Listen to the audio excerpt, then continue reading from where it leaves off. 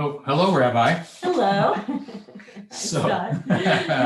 so listen, the purpose of our conversation today is we're in the middle of, we just finished Hanukkah. We're 3 days from Christmas. And we're in this in-between area where people are preparing for the Christian holidays and we have nothing left. Right. And we're hearing all the beautiful music and seeing all the lights in our neighborhood. Many of the houses have lights up and they're very pretty. When I was a kid, growing up in South Florida, very Jewish community, but still we were surrounded by beautiful Christmas lights. And in fact, we would look in the newspaper to find out where the best Christmas displays were. Did you do that? Yeah, absolutely. We actually drove to Lantana every year to go to the National Enquirer headquarters at the time. And they had trains set up and this giant Christmas tree. And it was just magical. I never got to do that, but we did go to houses. And so there was this sense of everything going on around us that we weren't a part of, but that we were able to observe. Right. And it always observe by looking at, but not observe by celebrating. Right, exactly. Observe with our eyes. With our eyes, but not with our actions. And our ears. And but you're right, not observing our actions. Right. So with that, we have now as adults and for our children, we still feel like we're living in a Christian country, predominantly, a Christian culture predominantly.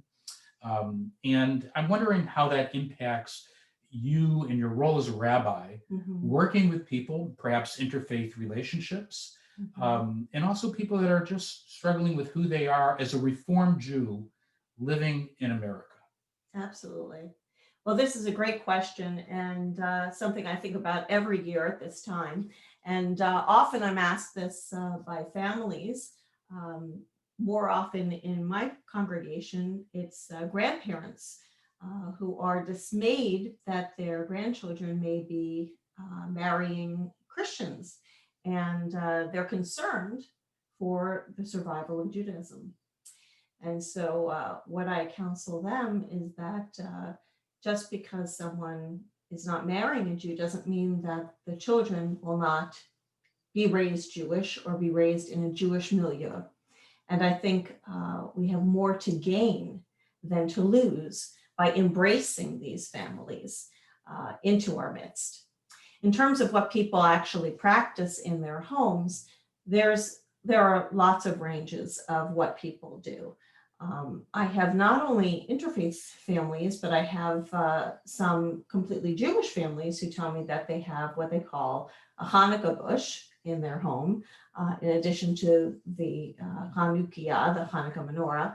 And that isn't something, while that isn't something that I personally would choose for myself and my children, I can understand that desire to bring that in because it's such a beautiful tradition.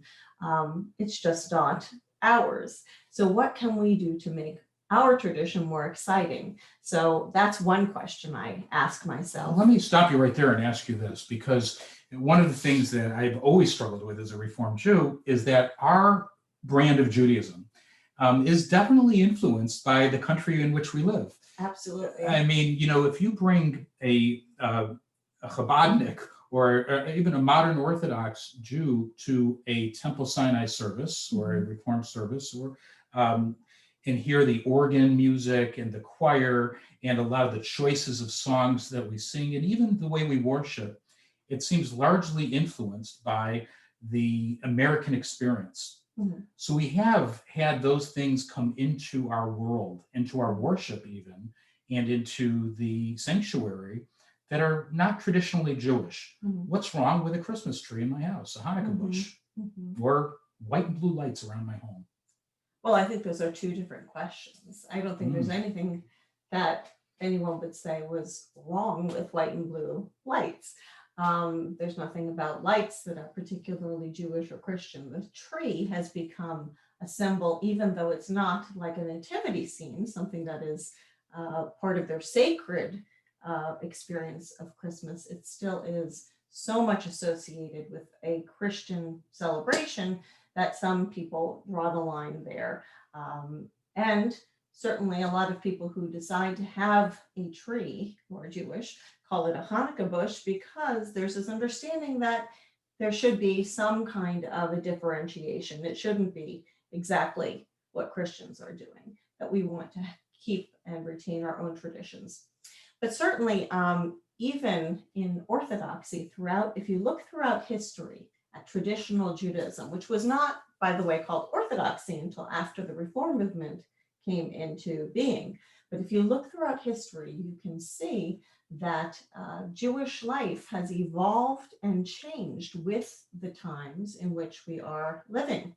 I think we discussed this when we discussed Tisha B'Av and the destruction of the Second Temple in the year 70, and how people were struggling, Jews were struggling to see what future do we have for our traditions. They could have just completely died at that time, but we have re-evolved, keep evolving ourselves. And that's part of what the reconstructing movement of Judaism is about, but also part of what the Reform movement is as well. It's how do we balance what is ours and what is, where do we put those boundaries of those lines? Now, I will just share with you a personal journey of mine, because I was not always thinking I would become a rabbi, as you know, but I don't know if our audience knows.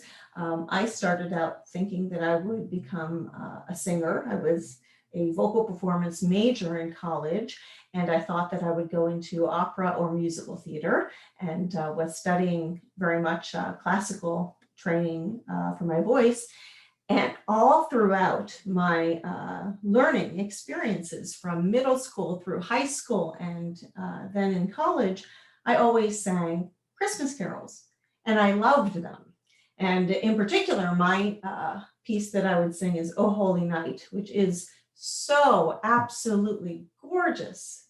Just the melodic line of it is just absolutely beautiful.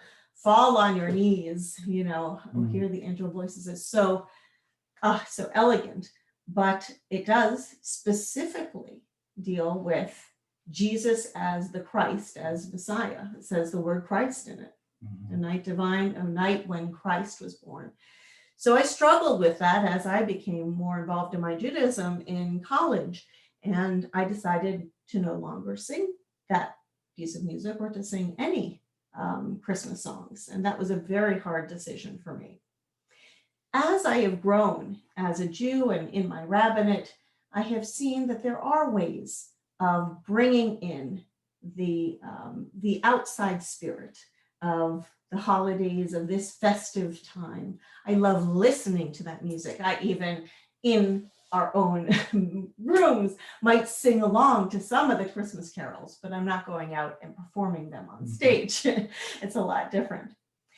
That said, I've actually done something during this time of year with some of the congregations I've led, which I've called a Christmas Shabbat. And the reason I did that was that one year, it happened to be that Christmas Eve fell on a Friday night.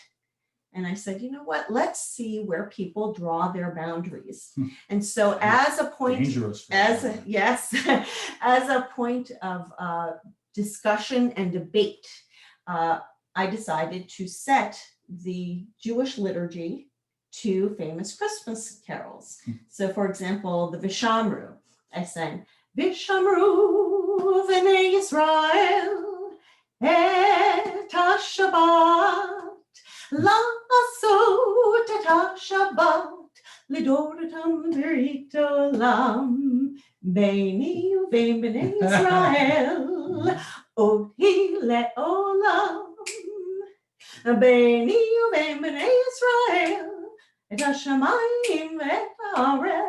You know, it doesn't quite work syllabically, but some of them work better than others. I have the whole list somewhere. But anyway, so most of the ones that I sang were actually secular-ish Christmas music, such as that, and jingle bells and that kind of thing. Not necessarily really sacred to the Christian community, except with one exception, which I still love, which is Oseh Shalom, which I will do maybe to close out this session. Maybe I'll close it out with the Oseh Shalom sung to this melody. But what I did was I opened up this discussion And I asked those who were present, what did you think?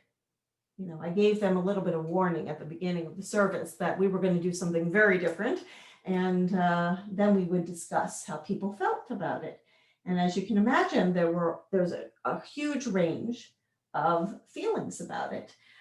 There were some Christian, interfaith couples, and the Christian member of the interfaith couple usually said, "Oh, this is wonderful.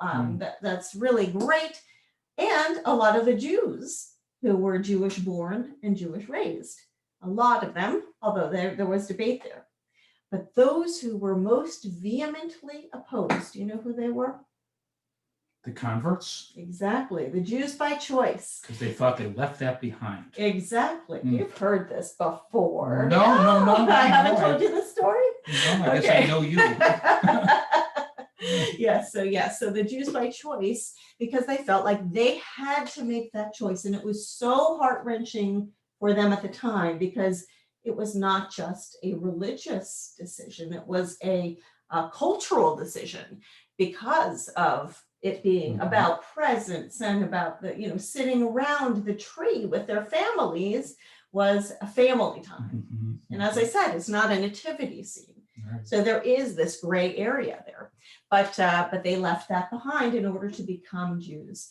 So in any case, that opened up a lot of debate, and there were debaters about whether it matters if the music has lyrics or not. This is also a question. What about beautiful music that happens to have Christian origin, but without vocal lines? Do we draw the line there, or is that somehow kosher if you are a pianist or you play whatever instrument, if you're an instrumentalist? So I want to kind of bring this back home for us, the viewers, absolutely. and listening to you. What does this mean to us? I mean, can we, whether we have an interfaith relationship or not, but we're living in this country where we see all around us, we watch It's a Wonderful Life, and we watch. I love that. That's my favorite. I cry every time. I know it so well, but I cry every time. And we watch all these Christmas movies. I mean, you like It's a Wonderful Life. I'm into the Peanuts, but that's fine. I know you like that too. Yes. But really, I think that having that brought around us, we love that music. We love the culture.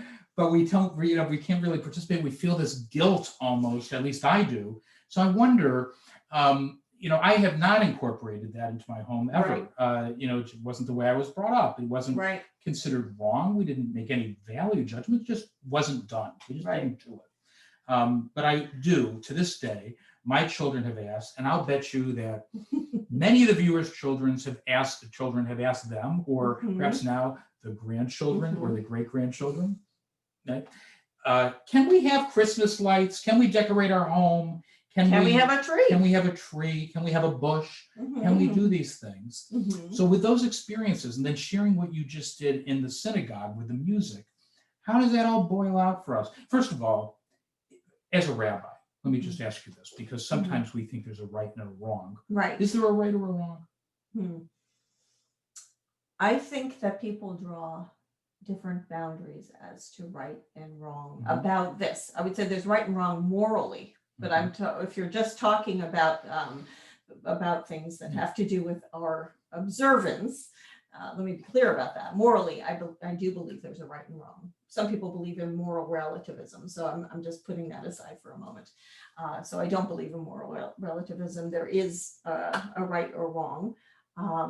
We don't always know what that is. It's sometimes debatable. But in terms of this December dilemma, what I would encourage people to do is to try to make Judaism as accessible and as exciting as we can, to bring in what we feel comfortable of the outside culture without feeling that we're crossing those lines.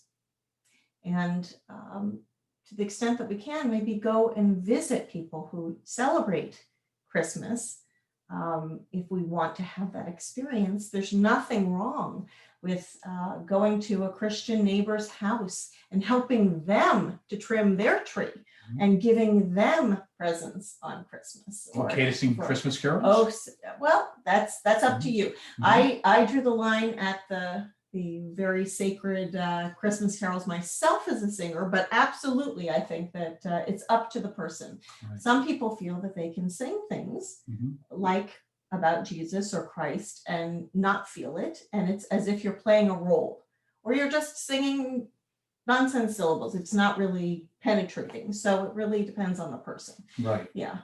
I would say not in the synagogue. I wouldn't say. I would say, I would draw the line there that we don't bring Christian symbols into the synagogue. But that said, using that music and then using the underlying music with our words, that's a question. And so I did not formulate the answer to that. I didn't say this is a right thing, this is a wrong thing. But it was interesting. Some people felt that it was okay for the very secular music, but not for anything that was sacred, even though you were changing the words. So to Makes each sense. his or her own. But I think all hope is not lost. If you have a family member who is marrying someone who is not Jewish, whether they're Christian, Buddhist, Muslim, whatever their tradition happens to be, I think what's more important is to make sure that they are brought in, that they are still embraced as part of the Jewish community, because then grandchildren, great-grandchildren may choose then to keep the traditions and to keep Judaism alive. I think the worst thing that we could do is shut that door and say, oops, that's forbidden. I think that people feel very lost when that happens. And certainly that's not a way to make the Jewish member of the couple feel good about their Judaism either. I see. So really the reason why this is relevant to the December dilemma is that you have interfaith marriage, which is really a separate topic that I'd like to talk to you more. That would be a very good, interesting conversation to have. Yeah, absolutely. And how we talk about the, really shooting for Jewish children. But regardless, that relevance comes into play in December more than any other time, I would imagine, because it is at that time that people feel that connection to the culture of their faith, especially a Christian person who is used to the revelry of the Christmas Eve and then sitting around the tree and opening presents. See, I want to convert already. It's such a nice thought that we've never had. Don't say you want to convert. I'm kidding. But it's such a beautiful thing. And recently you and I were in a home where there was a beautiful, beautiful, beautiful Christmas tree. Well, let's tell them the whole story of this home, that we were renting a little cabin, and the company from which we rented this cabin happened to decorate the whole cabin in beautiful Christmas lights and with this beautiful tree. We walked into the cabin that we were renting, and there was this tree that was all decked out. And it was like this forbidden fruit that we got to taste. I think both of us had this little excitement because it wasn't ours. It was just a place we were renting. We didn't request it, but we weren't going to request that they move it out either. I mean, we were there for a week.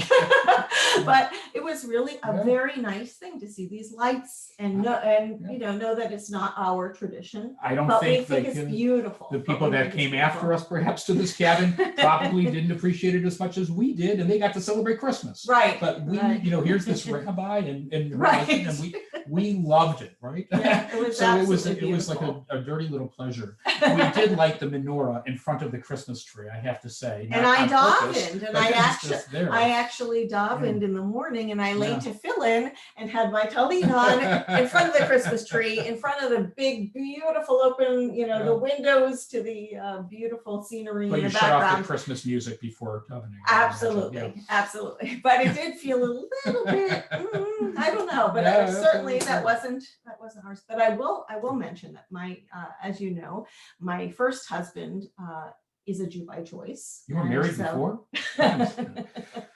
And so his family were all Christian, and different types of Christians. There were Catholics, there were Protestants, and there was even my former mother-in-law is a Mormon. So it was a very interesting experience for me navigating that for many years and trying to make the boundaries so that our home was really Jewish. I wanted to make sure everyone knew our home was Jewish. We don't celebrate Christmas. Please don't give us Christmas gifts. But we loved going to their homes and helping them to decorate their Christmas trees and even spend Christmas morning with them and watch the children open present after present after present, which was like, oh my gosh, I never knew that. Well, in our conversation on interfaith marriage, I want to dig deeper into that because that's really interesting. Yeah. So I want to close out with this question to you. You had mentioned twice now the ability to make Hanukkah more festive and feeling bringing a little bit more of that in, not so much, not Christianity, but American living here. How can we make Hanukkah more festive? Well, I think that one of the things that has happened, for better or for worse, is that it's become commercialized. That Hanukkah around the world is not necessarily as much about giving and receiving of gifts as it is here in America. But for better or for worse, that somehow that eases the sting a little bit for families. But I think what you said about decorating our homes, I also think at a different time, which is not December, so it doesn't coincide, but Sukkot is our holiday to build something, to make something like the Christians have with their tree or their whatever they're doing. We build this hut, we build a sukkah, and we can string lights in it, and we can decorate it, and we can really make it a very special experience, and even invite our Christian neighbors to join us in non-COVID times. But invite our neighbors to join us and experience our holiday. That's an excellent point. And then maybe we'll get invited to their homes for Christmas. That's right. We'll shoot for that. Well, very good. Thank you very much, Rabbi. So can I end with a song? Well, it's up to you. Okay. So let's end with my Oseh Shalom for this time of the year. And I would be curious to see what people think. I won't be hurt if you tell me, Rabbi, that was beautifully sung, but this is not what we should be doing. So leave it in the comments. Yeah, you can leave it in the comments. Nicely though, please. Oseh Shalom Bimramam Oyaseh Shalom Aleinu ve'al kol Yisrael ve'al kol yoshvei tevel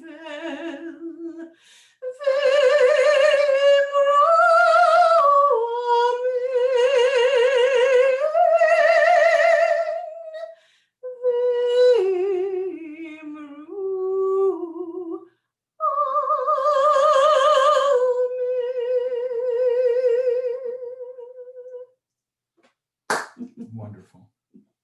Amen. Amen.